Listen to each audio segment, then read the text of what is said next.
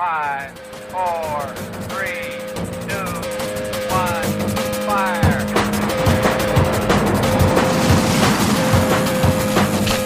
The only thing we have to fear is spirit. Mile 18. This is Endurance Nation. Are you tired of just losing your fitness every year? Of getting out there on the open road come springtime and everyone else is still faster than you and you're not making progress? We understand. We created the Outseason program just for you. It's a 14-week protocol for triathletes and gravel cyclists with an opportunity to lock in through your Zwift workouts and focused training to unlock your potential by targeting functional threshold and high VO2 workouts with some endurance on the weekends. We build your fast before you're far. So by the time you get to the spring, you can turn down the fast and start adding some volume when the weather gets nice and unleash your endurance potential. Stop following the same program and hoping you get different results. Head over to endurancenation.us/outseason to get our 14-week program for one low price now. Hello, my fine endurance friends. Coach Patrick here from Endurance Nation, back with a new edition, special edition here in May. Endurance Nation heads to the races. We're going to talk a little bit about big endurance races coming up this month. A chance for us to highlight what's going to be happening on the calendar, maybe yours, and give my patented 3 bullets on each race course, key sections, key things you need to think about relative for performance as well. So not just training inside Endurance Nation, a large part of what we do is around race execution. So today we're going to be covering all the races in May and doing a deep dive into the state of Utah, where we take a look at 70.3 St. George, and also BWR Utah, the Waffle Edition. All right, thanks so much for tuning in. Coach Patrick here. Every month I tune in and kind of give you a little bit of update of what's happening. Every week I give you a little coaching advice, especially to those of you who are on the team. And one of my favorite parts about these conversations is really diving a little bit more into race execution. This is where the rubber meets the road, literally in some cases, or the dirt, as the case may be this month. When we think about getting into racing inside Endurance Nation, what's really excites me is about the execution. Now, we created the 4 keys of race execution designed for Ironman, but those 4 keys remain the same across all disciplines. And the giant sum of them, you're going to have to Google it to find the full story. The giant sum of them is that race day is about execution, not fitness. Plain and simple. So it doesn't matter how fit you are. Having an engine is great, but there's plenty of races with real engines in them where skill, nuance, trickery, old man wisdom, and just a healthy dose of luck, maybe some weather thrown in for good measure, really changes the outcome of the race. And it can all come down to a simple decision or just a moment of timing, right? The right decision at the wrong time, still not going to pay off for you in terms of having a great race. So the story that we typically tell ourselves is that the work that we do every day in training is what's going to set us up to have a great race. Well, that's true, but only to a certain extent. If we went sort of the 80-20 route, I would say 80% of your success on race day is about fitness. The other 20%, unfortunately for you and the majority of other people who don't think a lot about race execution, it comes down to knowing the details. So inside Endurance Nation, what we'll do is spend a fair amount of time talking to people about how they're actually going to put their race together, creating a race plan and going through it. So today I'll give you a small glimpse of how we do that by talking about race Utah and Belgian Waffle Ride and also 70.3 St. George. But first, let's talk and just do a quick roll call of the races that are coming up this month. Today, May 4th, they just had Ironman Australia, right, go on, which in Port Macquarie, which is probably yesterday because it was Australia. So want to see those results for sure. We have Ironman 70.3 Mallorca happening on May 10th. Been there and have seen the course, ridden part of the course, doing the climb all the way over to go to Sa Calabra from our sleepy town where we go almost every year. Not this year, super sad, shedding a tear for that. But the race will go on. I just can't believe that people are riding that course on tri-bikes because it's some serious climbing. It was part of the Grand Fondo there when I did the 312 2 years ago. And it was tough on a road bike, not going to lie. Doing it on a tri-bike, pretty wild. Same day, May 10th, Ironman St. George happening in Utah, and we'll dive more into that. But that race is renowned for its desert landscapes and the tough terrain, the altitude, the wind, the temperatures, etc. The Ironman itself is probably ranks as one of the hardest Ironman races on U.S. soil, if not in the top 5 across the globe. But the 70.3 is a little more accessible. But of course, the shorter it is, the faster you want to go. You move those sliders around, life gets a little bit harder. So we'll dive more into that. We'll come back to that one later. On that same day, on the other side of the country, we have 70.3 Gulf Coast. Heading down to Panama City. Athletes are going to enjoy their time there on the Gulf Coast. Super flat, fast for the bike and the run. Early season temperatures mean it's cool. A little friendlier for racing. Maybe not so friendly for your family trying to jump into the water and kind of dip and have a fun. Maybe get a little sunburn out there or something like that. But a great early season race as well. So excited to see all those races come together and see the 70.3 scene kind of come alive. Same day. Oh my God, 2 more races to go. We have Bat and Kill happening. Those of you who are cycling fans up in Cambridge, New York, it's a big day. Bat and Kill is like the East Coast mecca of cycling. It's been a long-standing race, legendary, if you will. There's rolling hills, there's a little bit of dirt, there's a Grand Fondo, and there's also like official USAC races, depending on sort of where you are in the panoply of cycling experience and skills. Bat and Kill is a place where people go repeatedly and epically to test their fitness against the best on the East Coast. It's a great race. And if you've thought about doing Leadville, you thought about doing Steamboat, people talk about Bat and Kill as well. It falls in that same category. Certainly worth noting that that's happening this month. And last but not least, from May 10th, which is just the busiest day of this entire month for our endurance event calendar, Ironman Lanzarote. Now, that's in Spain, volcanic Canary Island, if you will. It is the flatter of all the Canary Islands, being volcanic as they are. Having spent some time myself in the Canary Islands, I can attest that it is legit. It is beautiful. It is stunning. It is everything that Hawaii is, but also a little more built up. Lanzarote, maybe not so much as the neighboring islands, but still invested in and developed simply by virtue of its proximity to Europe as it is, right, and Spain. So it's a tough, they call it the a world's toughest Ironman. I think people who've done Ironman Nice or perhaps even Ironman St. George may argue otherwise. It is a stunning course. Again, it's early in the season for a hard race. And I think that's one of the reasons why it's hard, or people consider it hard. May's early to come out, unless you're coming from, I don't know, Australia, New Zealand. It's a hard time of year to be ready to race a hard course. And so many people suffer, but it is beautiful. The pictures are stunning. So good luck to everyone racing Ironman Lanzarote. Okay, fast forward to May 18th, 70.3 Chattanooga. That's going to be an interesting one this time. Like 70.3 Chattanooga is a challenging enough course, but you can be fast on it, as we've seen from some of the pros. Again, early season 70.3 as well. But for me, I find that a lot of people tend to do really well here on the 70.3. Chattanooga is one of those unique courses that at the 70.3 distance, people are really fast. But then you dial it out to the Ironman distance and people go significantly slower. I'm not saying it's a slow course, but the cost of that course on 2 laps is significantly higher than what one ostensibly would assume is just double the 70.3 course. So the 70.3 is the place to go. Like, rip it up in that downriver swim, have a great bike. Don't feel the pain that comes with lap 2 on that bike course. And you make a couple early mistakes and you can get it out through the run. So excited to see people race that. That's one of our hallmark races here inside Endurance Station. I know I'll have quite a few people doing that. Okay, May 24th, Belgium Off-Ride Utah. I'm the back part of the series. This is, one of the biggies. And Utah, as we'll talk about in a moment, is one of the few Belgium off-road courses that is predominantly on, non-asphalt surfaces. I, here on the East Coast, enjoy a fair mix, almost like a spring classic style of gravel, where I get some gravel rocks, maybe some class 4 from Vermont, and then dial it back and get on some road to recover. Not so much at Belgium off-ride Utah, especially with the waffle distance. So we'll talk a little bit about that coming up. May 25th, Ironman Victoria. Got to go to Canada. You can avoid any Memorial Day weekend snafu. Go to Victoria and swim. It's going to be cold. I bet it's going to be cold, so I'll get out. But Victoria is beautiful and stunning. It's a rolling bike, through a little bit of forest, a little bit of flatland, but it's just gorgeous. Like, the local community loves the race. They're just predominantly a very active, engaged community. Now, relations being what they are between Canada and the US, maybe not so super friendly this time, but regardless, a great place to go, unplug, unwind, connect back with nature, and have a fantastic race. A place that your family would actually love to go and spend some time there, in addition to watching you race. And then the last race of the month, Ironman 70.3 Hawaii, also known as Honu, ocean swim, rolling bike on the famous Queen K, going up to Hawaii, coming back, and then a unique run along a golf course, also hilly. This race stands out simply because of the temperatures. While Mallorca will be warm-ish, 70.3 Gulf Coast will also be warmish. Lanzarote, that could be kind of warm. But my money is the 70.3 Honu will be the hottest race of this month. Now, the course itself is challenging, although just like I was talking about earlier with Panama City, Gulf Coast, 70.3.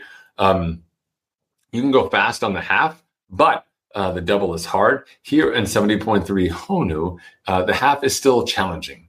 Like the swim is an ocean swim, never easy, especially in Hawaii. The course, the climb up the Hawi, it's not very long after you get on that bike that you start that long grinding climb, and the winds, etc., do pick up on you. You get a little bit of a respite simply because in an Ironman day, since people are starting from Kailua Kona, by the time they get out there for age groupers, the wind is significantly stronger than it will be during the half. But still, it's going to be hard. It's just going to be hard. And you got to have your nutrition game on, your hydration game, your salt pill game, all of that. And then you've got to go through this run course with very little shade and also suffer as well. So this is a spot where there's often early Kona slots up for grabs on the 270.3s there are, not just for the locals, but also for folks who are just doing the distance. Just a handful, but one of the few holdouts that exist in that space. So certainly worth looking at your calendar. And of course, no one's family is going to complain about having to spend some extra time in Hawaii, even if the Big Island isn't the most touristic of all destinations in Hawaii. It's a heck of a lot better than probably where you and I both live, and a great place to visit, support the local economy, have a great time, test yourself. All right. So with that, let's do a little bit of deep dive, our 3 bullets into each of these races. And we'll start off with 70.3 St. George, which has been a classic race since it started. And ironically, just one of the few destinations that Ironman has chosen here in the US, but they can consistently have a tough race despite it being in a very outdoorsy location. The majority of other Ironman races that you will see are really mostly urban, right? And St. George really stands out for that regard. And we're grateful, St. George, for opening its doors repeatedly to the Ironman community and letting us come and play. So with that said, let's go head over and we'll take a look at the page here for 70.3. They call it the land of endurance. You got to love that confidence coming at you right there. So we're on the official website here so we can see it. This is the official Roka swim course. Here we go. There's your swim course. You kind of get it. Swimming east and then back again. So yes, a little bit of sun early in the day. Big lake for sure. And the chop and I'm trying to think of the right way to say it. Like the chop and the exposure is real. It's definitely tempting to feel like, oh, it's not going to be that way. But in reality, it really is. Like it's going to be a hard race. And the swim, it starts with the swim here. So you can kind of get a sense for that. I'm going to see like this map actually really is super budget. Not sure why Strava's not letting us move around, but there you go. You get a sense of it here for sure. So not a ton of help in terms of sighting unless you can find something off in the distance. But what I do like about the turn is that you got enough time between the two to kind of regain yourself and reset. And in many ways, it's sort of like an out, rest for a little bit, and then a back. So pretty straightforward course. Race can't be won on the swim. It certainly can be lost. Just be smart, be smooth, be safe. All of those good things. Okay. I think actually coming into transition, you're going to exit and go right in. That's actually one of the shortest transitions that we have for the bike in Ironman North America for the most part, since this is at a big park, but you can do it right there. For a lot of other races, they're local, and you've got to go quite a fair way.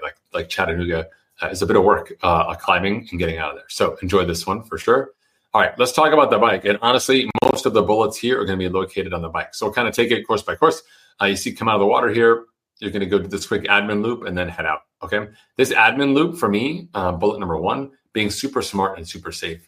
This is the place where a lot of people are doing, starting their computer, messing around, or they're being really, really racy out of the gate. And they're like, I'm going to catch up to the next wave, or I'm going to catch up to those fast folks. But you're going to have like not 1, not 2, but 3 180-degree turn, 2 90s and 1 180 turn in short order. That's the recipe for disaster for triathlon. And so just be really, really smart and safe in there. Again, an early opportunity for that race to go sideways. Okay. Then we begin that slow sort of build up out. Right. We're going to climb up. We get a little bit of a respite here. And then we're going to do this rolling terrain course inside here. Just more admin-y than anything else. There's some little kickers and punch sections inside here. Nothing that's going to really destroy your time on the course, but it is going to really help set the stage for what success is going to look like later. So when we talk about the course here, really, once you get past all that admin and you start heading out, you get to catch your breath here. You do a little bit of work, and then you get this rolling terrain, and a pretty fairish climb. By the time you get to mile 36, you're going to know where you're at. You get to drop down, and then you begin the long climb. You get all the way to the top, mile 46 and a half. We're going to start here at the bottom. It's about an 8-mile climb. It's a beautiful climb up in the canyon, but it does get real. You can look at the gradients, 4%, 9%. It bumps around 6%, etc. it's really the real deal, as you think about it. But the good news is this: if we take a moment and we step and look back here at the course, we know that right here at mile 46 is essentially when the bike is effectively over. So we know that basically 10 miles of your course are effectively free. You're doing it early enough that the headwind won't be super strong. And so you've got an opportunity for you to actually adjust your pacing and strategy accordingly. So some people like to go fast, then just steady on the climb and then descend down. Other folks like to go super slow and cautious and be like, I'm just going to try and survive this climb. So where should you place yourself on either side of that spectrum? Well, the truth be told is that if you're trying to have a great race overall, it means that you're going to have a great run. In order to have a great run in Utah, because the run course is definitely not easy, it's about making sure that you actually got the time to recover and get in. So how do we use our time here strategically to do the work? And this is what I would recommend that you do. They're actually going to plot out for yourself where these key components are for these climbs. You're going to climb the main climb here because you got to get settled in, et cetera here. Starting at mile 17, you got about a 2 mile climb here. We're going to work on that climb. We're going to work on this climb here from the bottom. We're going to roll into it and do this climb at mile 23 to mile 24 and a half. We're going to work on this climb here from mile 34 all the way up to 36, another 2 mile climb here. Enjoy the top. We're going to settle down, and then we're going to lock into this climb here and do this climb really well. So if you do the math on all of those distances, you're talking like 15 miles of hard work during that race, which is like upper zone 3 quality work, etc. You'll have plenty of time to recover down here and plenty of time to sit in, be smart, and cruise on the flats. That's how I would approach this race, using the terrain as a tool to separate myself from my competition and give myself something very focused to do in times when I'm definitively on when I'm climbing and definitively off when I'm on the flats and not trying to be super racy. Upside of being strategic on the climbs is you can pick people off, have fun, and takes the pressure off of the descent when we're not trying to make up time by going super fast than someone else on any of these sort of crazier sections. So be super smart there. Okay. All right. Let's move on. T2, you'll come in off the bike. You've got this quick transition.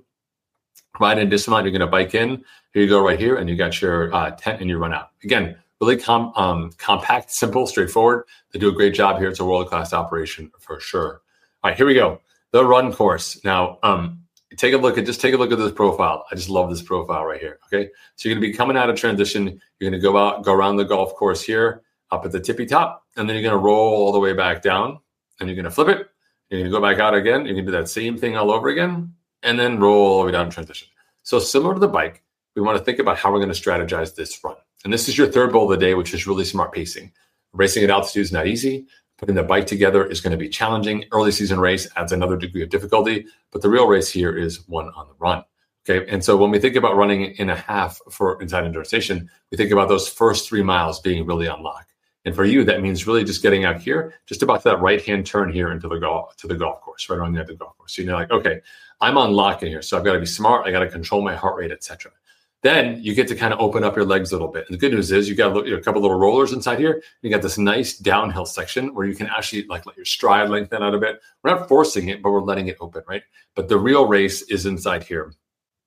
It's from just about mile 7 all the way up here to mile 10 and a half. So you've got just about over a 5K of work to do here. And you can see it's pretty much from the turnaround downtown all the way until you're almost done with the golf course here, kind of that little peak there on the backside of the golf course. And the rest of this is downhill. Why do we do it this way? Because we know that by the time you get here to about mile 10 3/4, almost 11, you got 2 miles to go. It's mostly downhill. The race is going to draw you in. Magnetically, that race is going to pull you to the finish line. You can start hearing the people racing the finish line. It's going to be a lot easier to go at that time. What most people will do is they'll kind of bide their time in here. Cam, heart rate's kind of a little sketch. Don't want to push too hard. Got to be safe. And they won't push hard here when it's actually plenty of time to make up time on the competition or to create a gap. And they're going to get to this section and they're going to be like, oh, it's downhill. I'm kind of flying anyway. What's the story? Only exception to this will be your gut if your gut's not happy. But overall, that's the way that I would look about it. Okay. So we talked about the early bike being safe. We talked about the second part of the bike, which is finding these strategic climbs, putting them on your stem, wherever you need them to be. 3 strategic climbs there, including the big old climb up Bryce Canyon. And then finally the run, how we want to pace ourselves and be smart early to the golf course, mile 3.2. And then really starting here at mile 7 and saying, oh, mile 7 is go time until mile 10 and a half, and the rest of it is take care of itself. All right. Okay. Amazing. Okay. Take a quick break there. So hopefully that makes sense to you. We think about proper race execution. It's knowing when in a race you're on and when in a race you're off. So speaking of which, let's head over to BWR Utah. Take a look at this waffle course here. I have a little bit of a better map, hopefully. Let's see if I can pull it up here for you all. Here we go. This is the 2023 course, but I do not believe it has changed. But regardless, the same tenets that I will teach you today also apply to Belgium Waffle Ride. All right, let's head on over here. Let's see what it looks like this time. Oh my goodness, I'm on the course. All right, fantastic. Let's see if I can get rid of it. Oh, I can't get rid of this because it's got the whole setup here. Let's just do that, make it a little bit bigger for us so we can see. All right, here we go. And we're going to go to GPS cycle map. Just a little bit easier to read and see everything. Okay, so here we go. First order of business, just understanding for you doing the waffle, the whole tail of the tape. 127.5 miles, 7,500 feet of climbing at a very high altitude, 5,000 plus feet, where it was cold last year in Peter 1601, like super cold. In fact, it was kind of brutal. Actually, let's just talk about that last edition of it as well so we know. Again, it's known as the unroad race, blending gravel, sand, rock, dirt, single track, and even a little bit of asphalt. Some asphalt, like a very small amount, right? Just so you know, 90% of the course is basically not asphalt, right? The gain has undulating climbs, technical descents, which is a sort of a hallmark of this course. The single track, double track, cheap roads, sandy sections, and of course, as I mentioned earlier, super limited pavements. They say that it is designed to mimic the punishing spring classics in Europe. Having just done those, I will tell you that nothing compares to those cobbles. And a little bit of sand and dirt sounds amazing to me, as instead of doing another Ironman Forest, for example, that tore my hands to bits. But I get what they're trying to say here. It is a classic race. It is certainly challenging. Super festive, super high energy. Lots of other race distances aside from this one, but this is the one we'll be talking about. Last year races, Sofia Gomez Villafane, I can't even say her last name, and Peter Stetina. There was cold temperatures, there was wind, and of course the technical terrain. It's not an easy race by any means, especially just given the distance, the altitude, and the terrain surface. Just as you start out with it, you say, oh my goodness, this is just a real beefy one. Okay, so let's go in here and take a look at it. Here's how the course lays out.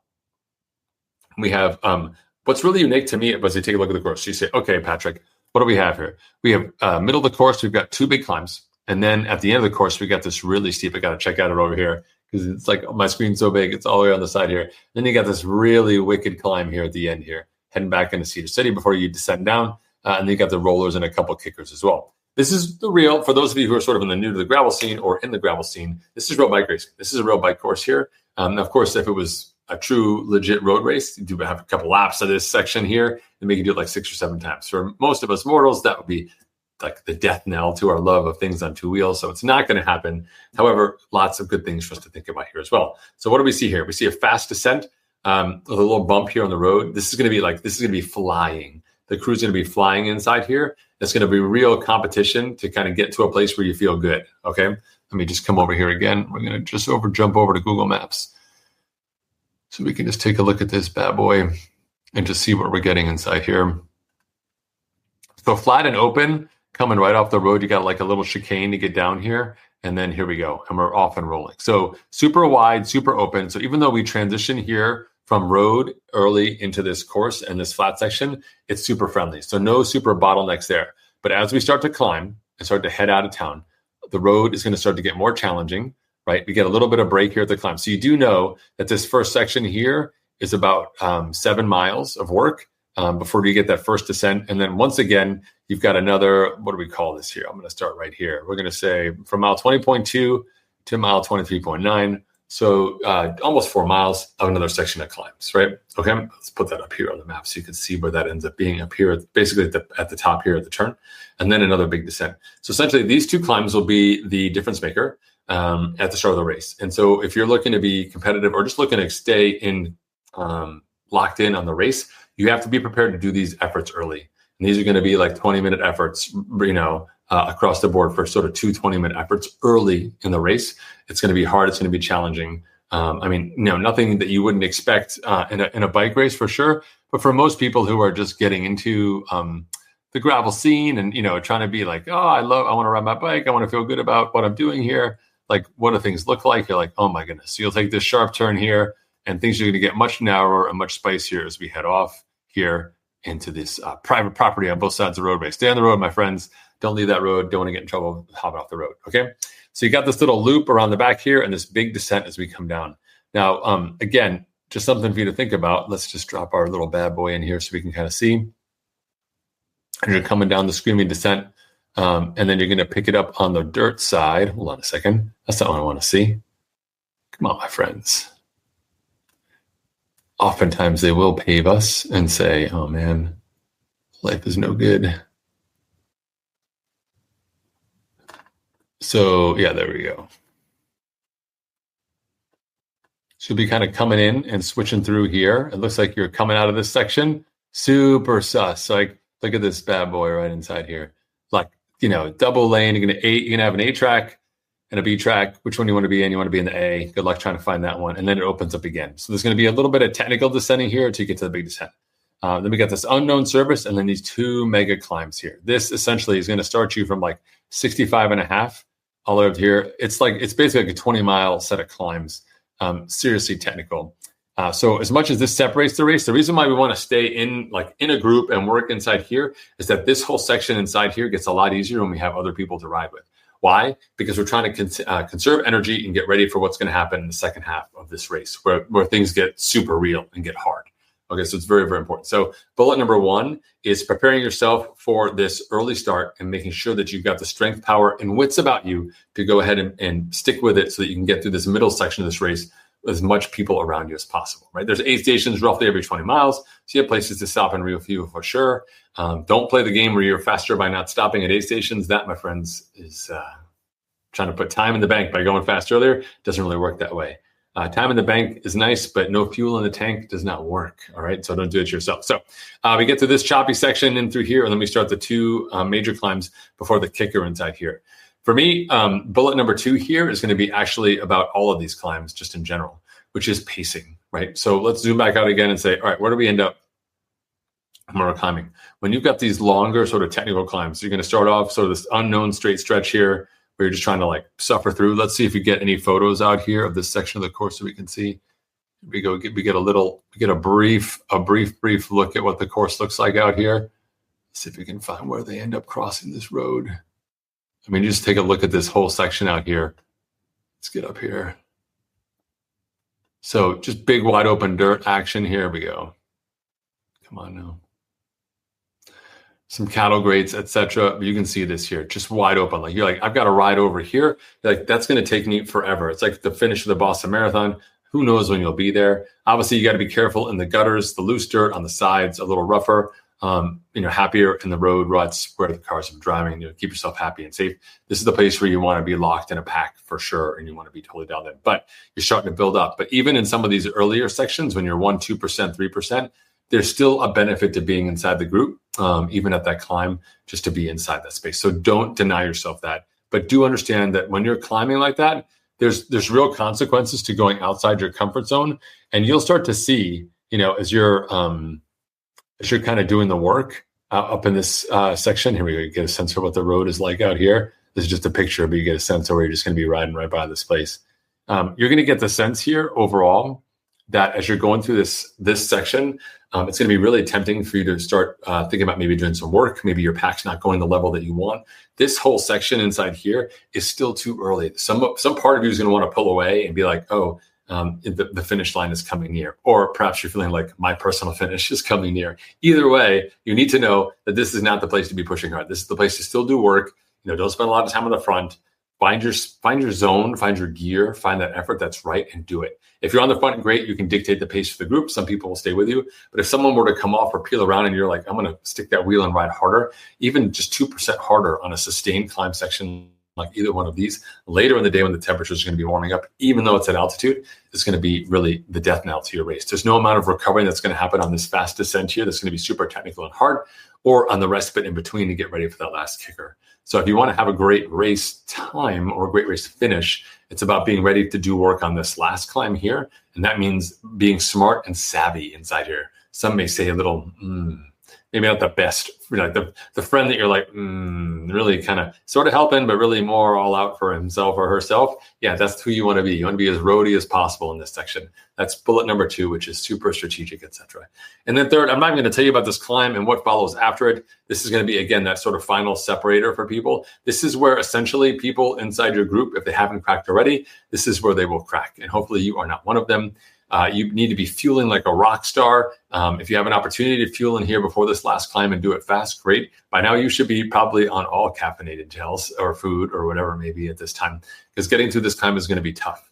The good news is if you pace yourself properly and you're in a good place, even just turning a modicum of a really solid gear, if you're really comfortable in that sweet spot pace, that's going to actually help you get a lot of separation between folks, especially as you just, crest that top and get right to the descent. Remember, as the race goes on, people get less and less able to handle technical descents. We want to be really careful as we think about this last descent here. So we're kind of coming off this here. Just get a bad boy look at this here. This is that whole section inside here. I'm not even sure if we can get down and take a look at it. Yeah, no, we get nothing, my friends. We get nothing. Here we go. We get to look at the top of it here before we get down the descent. Anything over here? I got nothing, my friends. Look at this. Let's take a look at the tippy top of this road up here so you get a sense for where you're at. You're going to be kind of coming through and taking this descent. Big, open, sweeping, like beautiful, but this is going to be crazy fast down here into this unknown surfaces at the end. And this is where you and everyone else will just be out of gas. As you're trying to come down this section, again, still technical. This is classic BWR. This is what Steamboat was like. Last section, they kind of put in this super technical section, like navigation, steering, bike handling, etc. You have to have your wits about you from a caloric perspective to be able to just handle this session and still go through. You'd be surprised. I think I lost 7 or 8 spots in the last 5 miles of Steamboat, simply because I was trying to do it all by myself. I hadn't seen anyone for hours, but there were people all around me, like behind me just enough or in front of me just enough.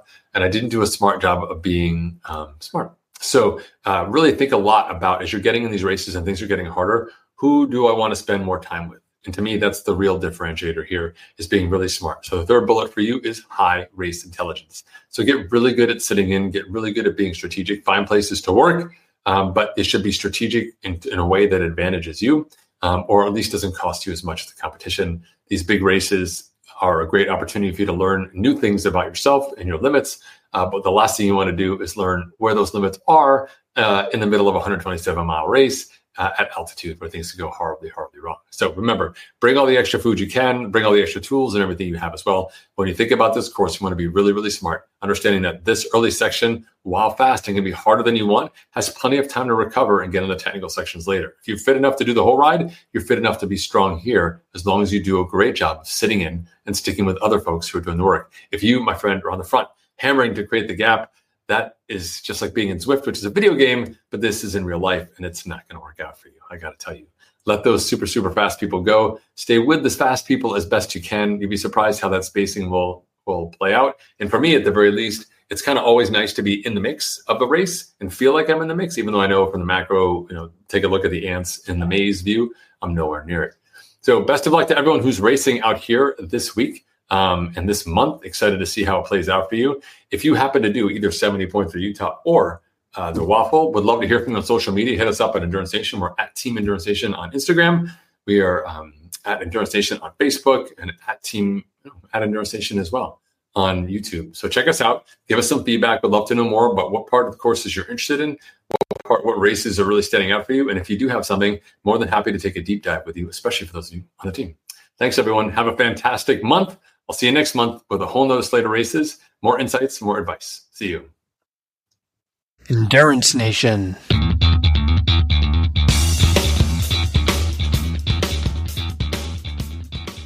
Hey, podcast fans. I know you love the podcast because here you are, you're listening to it and you're still listening to me talk right now. Did you know you can get content just like this in your inbox once a month? We send out a great newsletter. We call it, guess what? The Unfair Advantage. That's right. It's our information to you, something that separates you from the competition. If they're not here, then they don't know. But if you are here, then now you do. Zero excuses. If you go check us out online at endurancenation.us/newsletter, it's your opportunity to enter your email address, sign up for these updates. They come once a month, sometimes twice a month, depending on my race schedule. And it's your chance to get insider information that's going to help you become a better, smarter athlete. Don't miss out on this chance to get ahead of the competition. It doesn't cost you any money, and it's not a ton of work. It's just your email address. That's endurancenation.us/newsletter. For more information about Endurance Nation, visit us online at endurancenation.us. The provided music is from the Podshow Podsafe Music Network. Check it out at music.podshow.com.